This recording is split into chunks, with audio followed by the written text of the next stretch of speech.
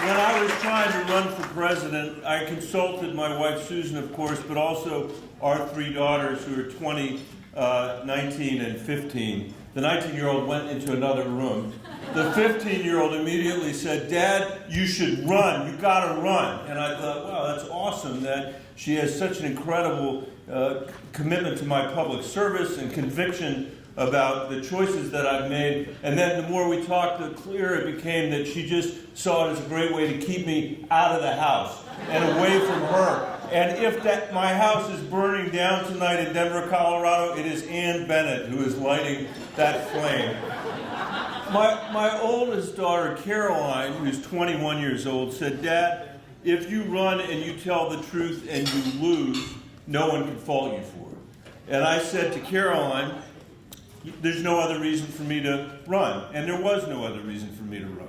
And I didn't think there was any other reason for me to try to run, nor could I win in any other way. So the other day when the Des Moines Register had a headline after my editorial board meeting that said, "Michael Bennet pounds truth into this campaign," I was very gratified to have the chance to send that to Caroline Bennet.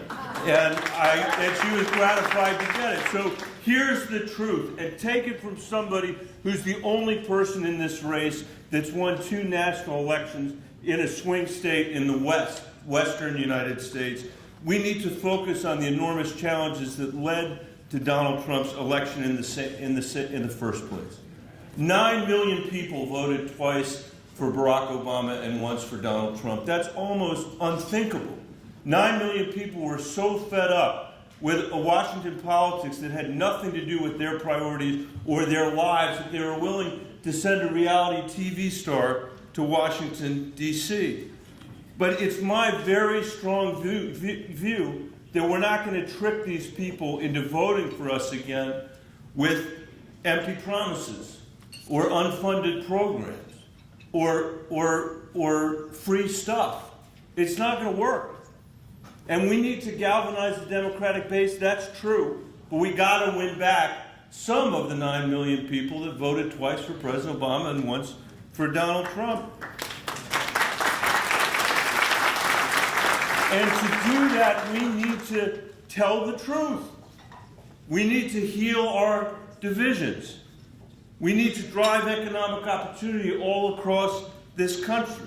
And just as I do in Colorado, and just as Jeannie Shaheen does here in New Hampshire, we need to say the same thing in the primary that we say in the general election.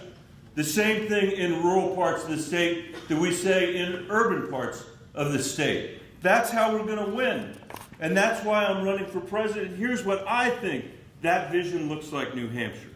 An economy that works for everybody, not just the top 10%, and instead through my tax plan, cuts childhood poverty by 40% in 2 years, ends $2 a day poverty in this country for 3% of Bernie and Elizabeth's Medicare for All.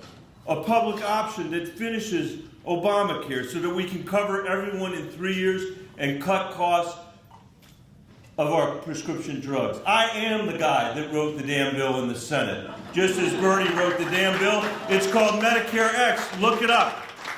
And it's not Medicare for all, which other candidates have proposed without admitting how they're going to pay for it or that the middle class is going to have to get taxed. Think about it. I don't have to tell you this in New Hampshire.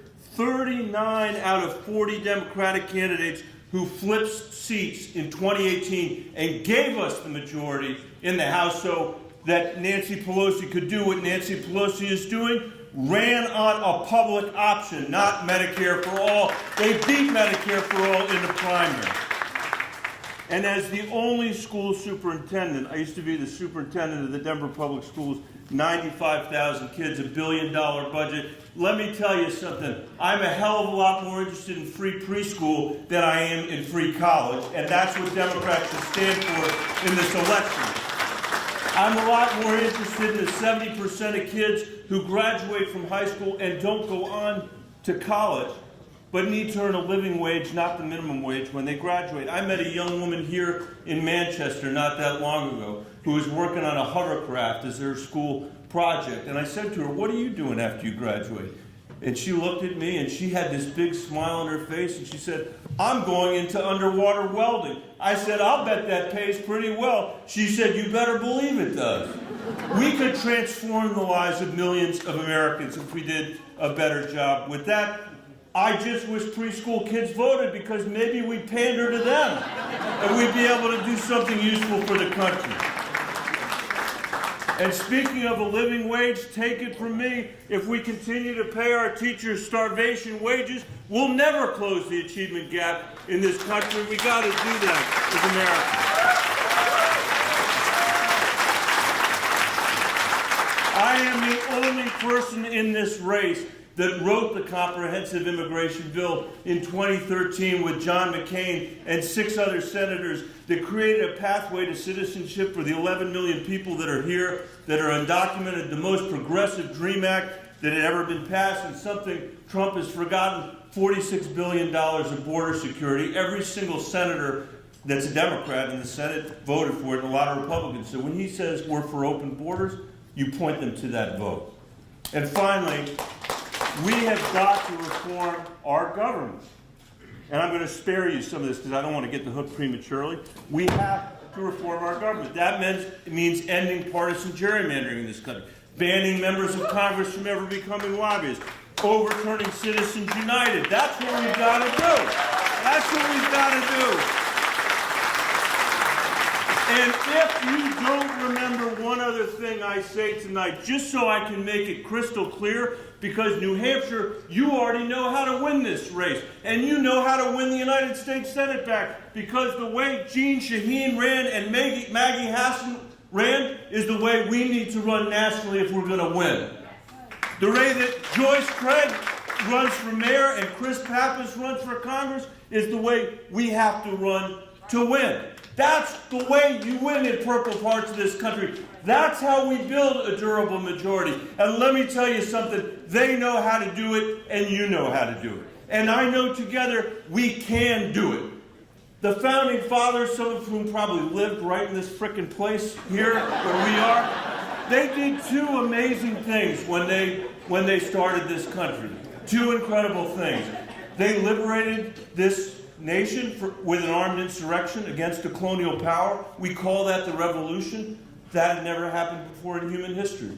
They wrote a constitution that was ratified by the people who would live under it. That had never happened before in human history.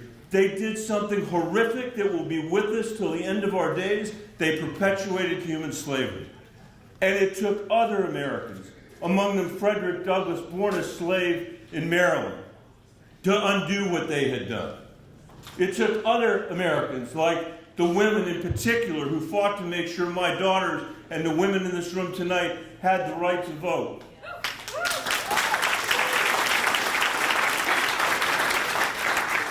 It took Martin Luther King, who said the night before he was killed in Memphis, when he went down there to fight with the garbage workers, and he said, "I am here to keep America, the promise America wrote on the page."